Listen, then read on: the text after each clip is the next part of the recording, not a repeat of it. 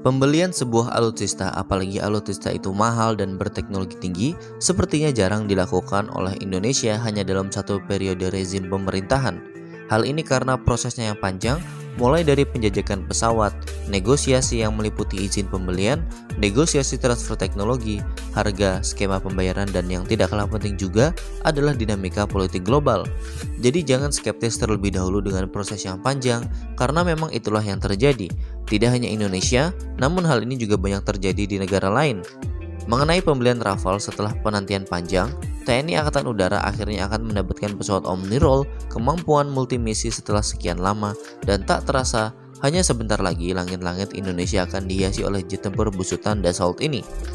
Melansir dari Airspace Review, TNI Angkatan Udara dipastikan akan mendapatkan 42 jet tempur Rafale dari Dassault Aviation Prancis. Kementerian Pertahanan RI telah menyelesaikan pembayaran uang muka produksi pesawat ini sehingga kontrak telah berjalan efektif.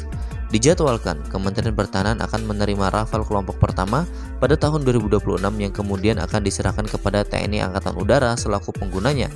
Kepala Staf Angkatan Udara atau Kasau, Marsikal TNI M. Tony Harjono menyatakan pesawat Rafale akan ditempatkan di Skadron Udara 12 dan juga 16 yang ada di Pekanbaru dan Skadron Udara 1 di Pontianak secara bertahap.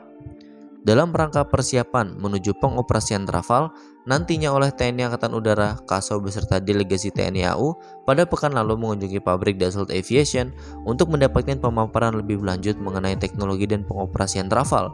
Masih dalam rangkaian kunjungan kerjanya ke Paris, selain mengunjungi pabrik Dassault, Kasau dan delegasi yang dipimpinnya juga mengunjungi pabrik Thales yang memproduksi radar Ground Control Intercept atau GCI dan ke pabrik Safran Engines yang memproduksi mesin M88 yang digunakan oleh jet tempur Rafale.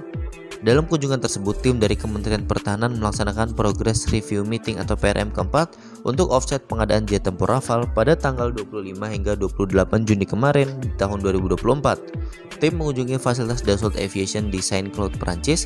Kegiatan PRM ini adalah review terkait perkembangan dari setiap kegiatan offset pengadaan Rafale yang dilaksanakan oleh pihak Dassault Aviation, Safran Aircraft Engines, and Thales DMS France. Selain pembahasan perkembangan dari setiap kegiatan offset, juga dibahas hal-hal yang perlu diperhatikan untuk mencapai kesuksesan dari pelaksanaan program offset tersebut.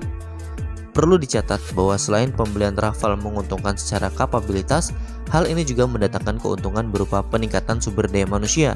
Pengetahuan yang didapatkan tidak sebatas teori, namun juga praktek terkait maintenance Rafale di dalam negeri, pengetahuan tentang teknologi ground radar dari Thales, dan juga peningkatan fasilitas di Indonesia, sehingga memungkinkan upgrade Rafale di kemudian hari bisa dilakukan di PTDI. Terakhir, pembelian Rafale merupakan komitmen jelas dari Indonesia yang menentang klaim Cina di Laut Cina Selatan.